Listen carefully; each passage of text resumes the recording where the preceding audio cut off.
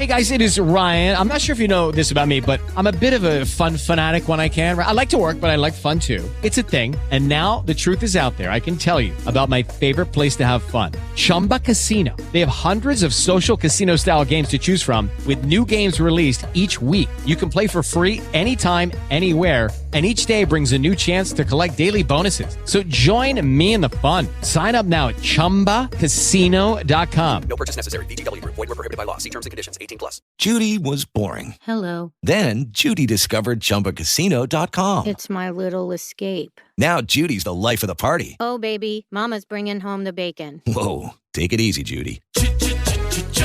The Chumba life is for everybody. So go to ChumbaCasino.com and play over 100 casino-style games. Join today and play for free for your chance to redeem some serious prizes.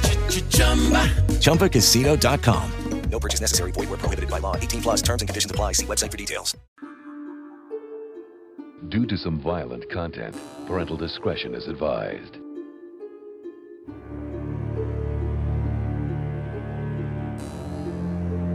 In the year 247, in the age of judges, Vartan was summoned home by a letter stating that his father had died under mysterious circumstances.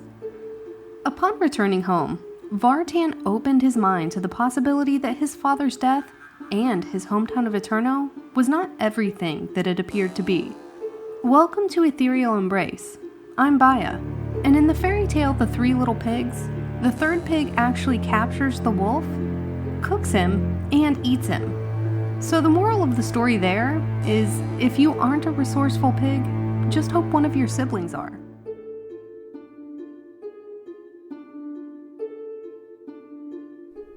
Day 2, evening, the cabin in the woods.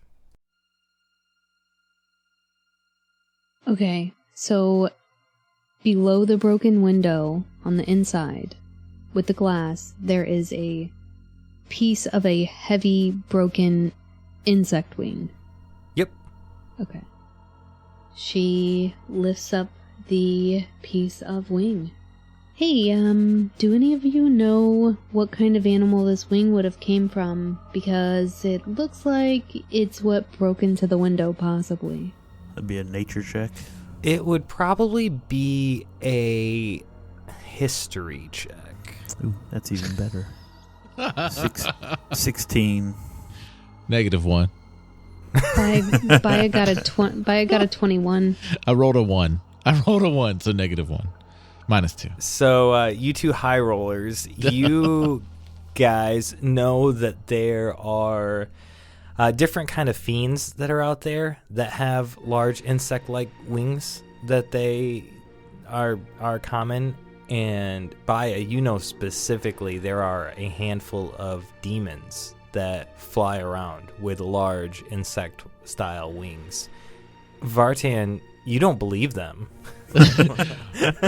I got no clue. I don't even know how like a thing with a wing that size can even fit in through that window. And then where's the body? I don't even know. Well, Vartek, I asked to see if you knew, but let me explain to you how this works.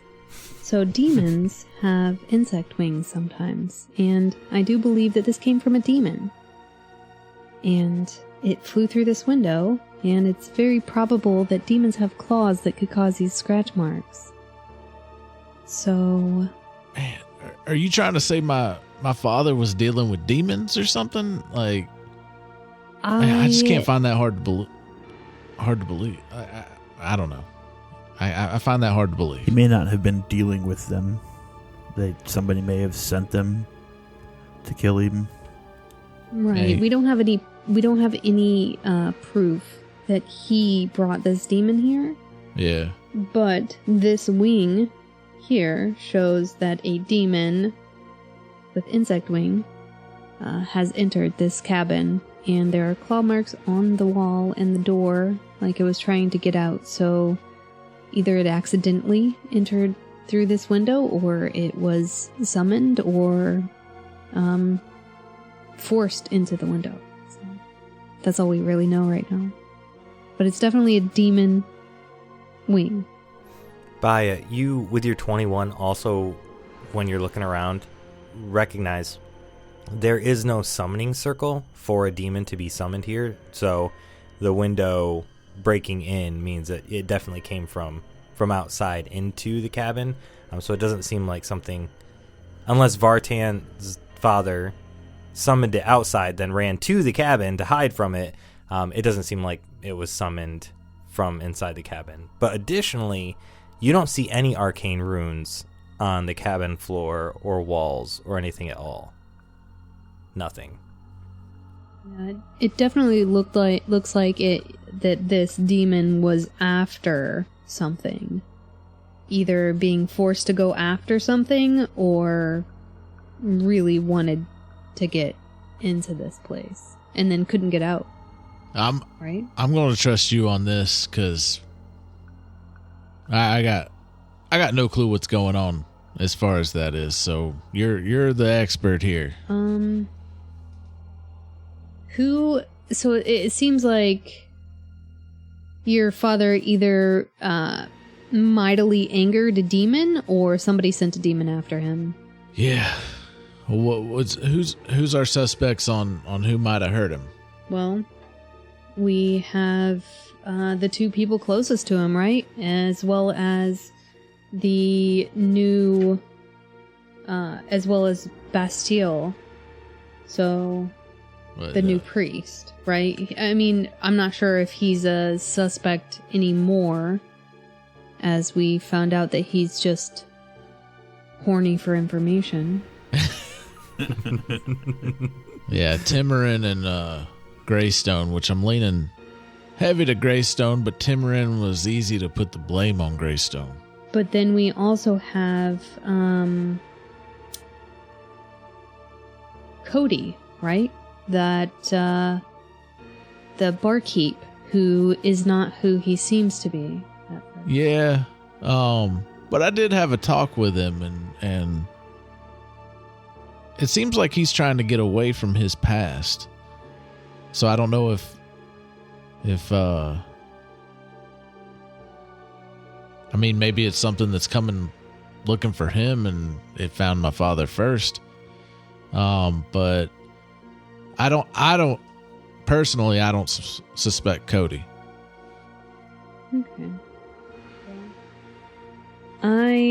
Okay, so there are alarm spells in here. What could that possibly mean? He's going camping. He has camping gear. He was going to go camping out in the woods, and he needed to set up alarm spells. But why? Maybe that other trail will lead us to that location. Yeah, do we want to check and see if there are any krill nearby, just to make sure that... Zill.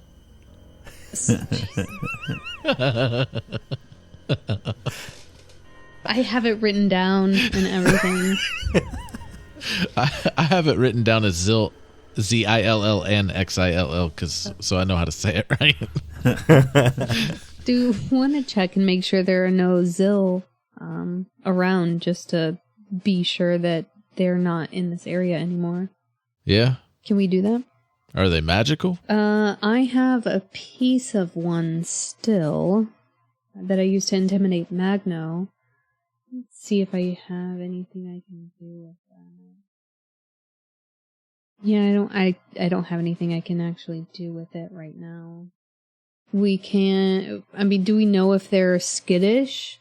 Do we know, like, because I can set fire to something or shoot magic missile into something to catch their attention. Let me try something. I'm going to step outside and I'm going to, like, commune with the trees and the beast of the forest. Okay.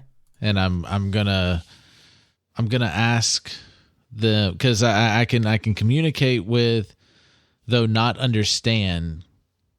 Like they can't talk to me and I understand it, but beast and plants and have advantage on charisma checks to influence them, and maybe like kind of see if they can. The trees or some kind of animal outside can lead me to something that might be suspicious in the area. Yeah, so it doesn't like speak with you, but it gives you like guidance, feelings of, hey, yeah. something is out of place in this general direction, Like or maybe in these two directions. The limbs will blow in a certain direct. I don't know, or the animals will. Okay, yeah, lead me to it. Which charisma would that be? What persuasion? To try and like talk to them, ask them like what's suspicious around. Don't you just have an ability that lets you do that? Yeah, it's a speech of beast and leaf for furbolgs. Yeah, I would say it's a charisma check, and I would say for what you're trying to do, the difficulty is just going to be a 10. Okay, and I get advantage. Yep. Oh my God, I rolled a 1 and a 3, so it's a 4. Okay. So you go outside and you start communing with nature and feeling it, nature around you. And you do kind of come to peace, in being outside, and you feel pretty good. But you can, with the transition of the sun setting right now, and it's actually coming to complete dark, you're just not able to make that identifying connection with nature to get any information from it that you're looking for. Yeah, I got nothing. They're not telling me anything, so it's got to be somewhere else. Ovyck and Baya, you see Vartan just go outside and close his eyes and stand outside in the dark for like 3 minutes doing nothing. I just spit water. Oh my God. I saw that. Oh fuck. So Ovyck, what do you think while he's sitting out in the dark? I don't know. So we've seen a dead one. We know what their feet look like. Did we see any tracks that look kind of like that around the cabin? No, you did not. You guys all, I would say, had good enough rolls to successfully say, or to confidently say, no Zill attacked this cabin. Okay. Well, so basically, from what we can tell, there's been one Zill in this town, and it's been murdered. So, sure what more we can do with that, but the fact that there's a demon on the loose that possibly killed Kiirion, or most likely killed Kiirion. There's blood all over the place. Let's take a little bit of this blood off the floor, and maybe we can find somebody who can do some sort of identify or some sort of mysticism. I've seen a lot of crazier stuff in my life. Yeah, there's the arcanist in town. Yeah. I don't know exactly what her specialty is, but she might be able to do something with it. Yeah, let's take this wing and some of the blood on the floor, just in case we find somebody who can help us pull up the history of what's happened here. What was hollow again? What's that spell do? Let me go up to it really quick. And it's not just something my grandpa says when he answers the phone. Hallow. Hollow? Hallow is a 5th level spell. You touch a point and infuse the area around it with holy or unholy power. The area can have a radius of up to 60 feet, and the spell fails if the radius includes an area already under effect of the Hallow spell. All right. First, celestials, elementals, fae, fiend, and undead cannot enter the area, nor can such creatures charm, frighten, or possess creatures within the area. Any creature charmed, frightened, or possessed by a creature is no longer charmed, frightened, or possessed if they are in or make it into there. Okay. Secondly, you can bind an extra effect to the area chosen from a list of random effects below, which is there's like 10 different effects that are there that are like additional spells. So I guess my question is, why would your father have this with this particular spell on it? Is he afraid of this demon possessing someone and using this spell to end the possession? Or what the point of that is, I guess. Just kind of brought that back up now that you talked about a demon. Well, you talked about a demon. I don't That's the first I heard of a demon. I thought you were still outside, like sniffing the air or something. I could still be outside. You can edit what I say after this. Yeah, I mean, I guess just figuring out, I guess we want to go down that weird path that looks like people have walked down it, but it's just getting more and more convoluted when it comes to the death of your father, with the death of Kiirion. But yeah, let's go check on him, make sure he hasn't fallen asleep out there. Yeah, they got nothing. It's not around here, so maybe we can go check that trail. Are we gonna take the demon wing with us? Yeah, let's take the demon wing and some of the blood off the floor. Is all the blood look the same? I don't know if demon blood looks different. Could we tell if the demon was injured? It does look like there is a blackish, tarish style blood on the ground, as well as the furbog blood. So it does look like there are two types of blood on the floor and a little bit on the walls. Huh. Yeah, let's take some of that black blood. Yeah, I'm gonna let y'all do that because I can't see anything. All right. Bastille, take the wing and the blood to Bastille in the morning and see if he has some way to identify it. Maybe he can figure out what demon it's from. I don't know how priests work. Well, I mean, he seems to know more than Tell Mika. So he could probably help us more with that than anybody else. Yeah. Yeah. Or even Cody. I mean, demons seem right up his alley. Yeah, I would like to see his reaction to it. All right. Now, that camping gear, does there happen to be like a lantern or something in that camping gear? Yep, there sure is. There's a lantern right in there. Cool, that's better than a torch. I'm going to grab it and light it so I can see. Okay, yep. And it is really dark outside, and you guys do have dark vision, but I mean, I don't. Vartan doesn't, but you other two do. Or Ovyck and Baya does. I have a light cantrip if you don't want to carry a lantern around. I'll snuff it out and put it in my pack and let's do that. All right, I'll cast light on my shield and lead the way. All right, so you guys are heading back to town at this point, correct? Yeah. Yeah. I have a lantern and oil. Best decision at the moment.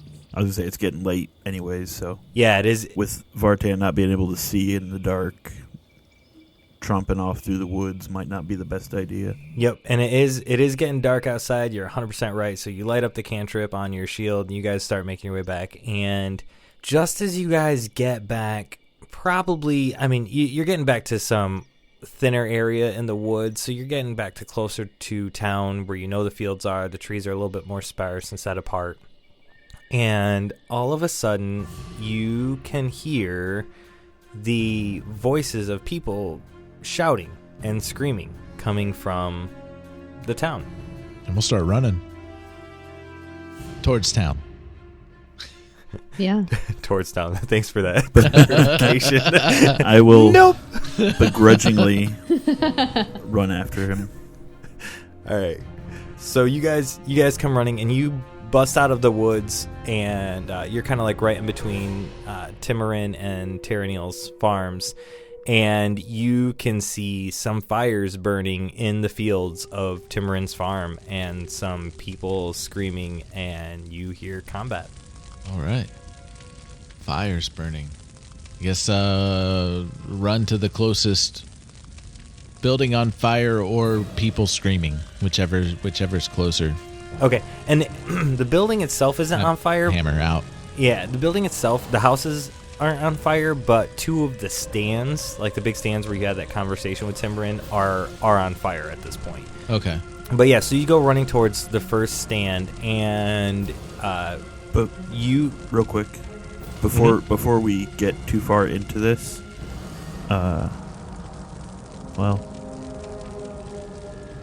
sorry, I'll wait, because it only lasts for 10 minutes, and I don't want to waste it. So, continue. Sorry. Okay.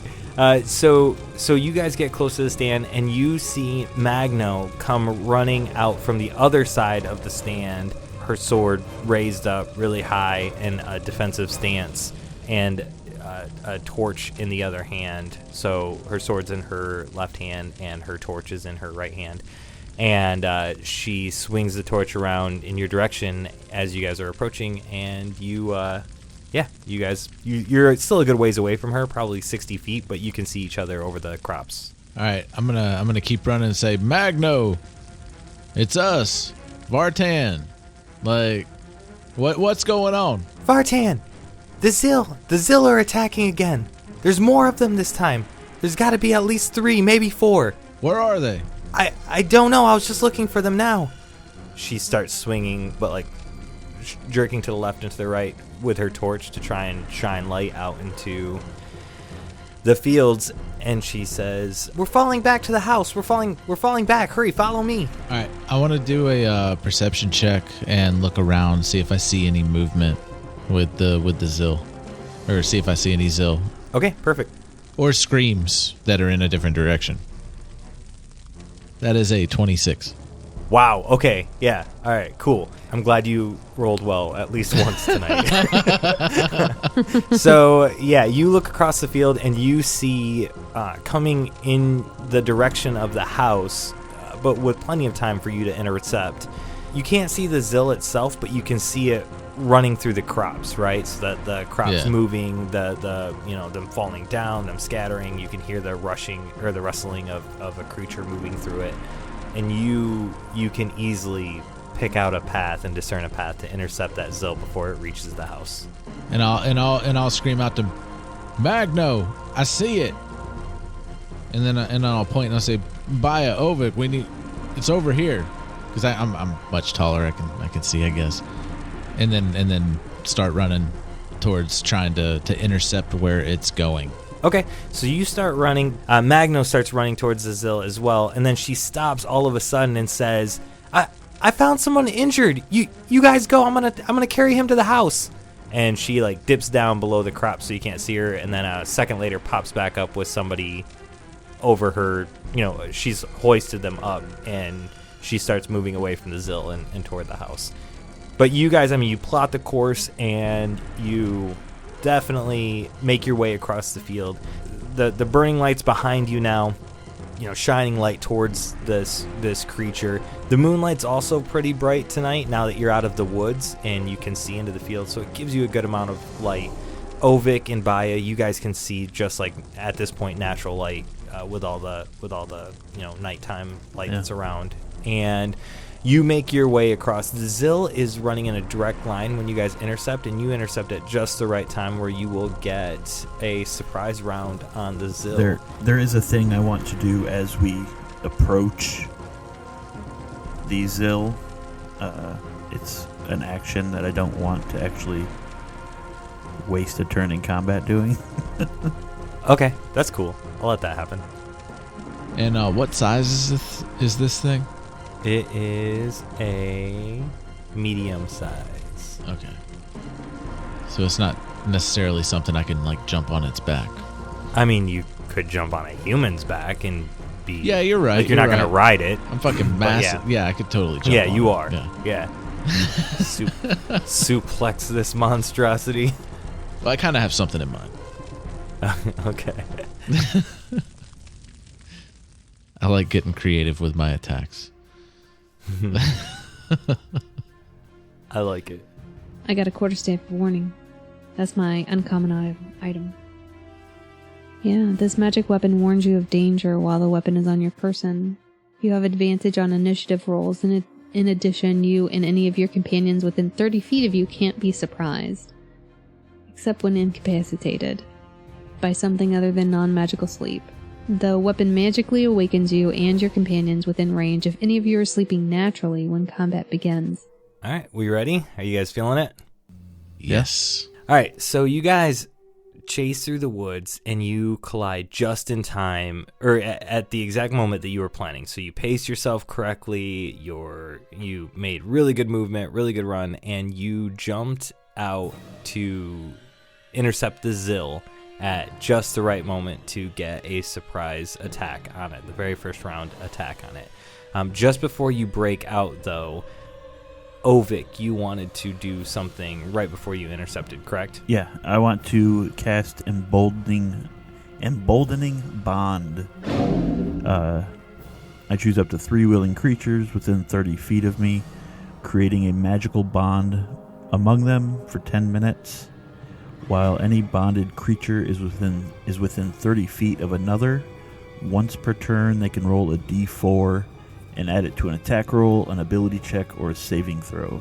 Well, yeah. So once a turn, you've got a free d4 to add to something. And both of them get that, correct? Yep. As long as we're within 30 feet of one of the other. Right. So yeah, no, that's awesome. One of us could be 30 feet away from me, and then the other person could be 30 feet away from them, and it would still work. Yep. That's really cool.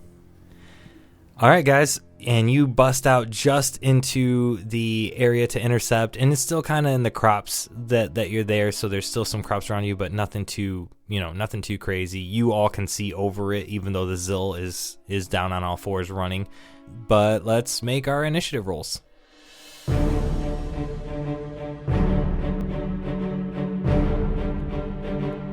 Thank you for listening to this episode of Ethereal Embrace, and A Fool's Quest production. Vartan the Furbog Fighter is voiced and played by Adam Culbertson. Baya Rustin, the half-elf sorcerer, is voiced and played by Tisha.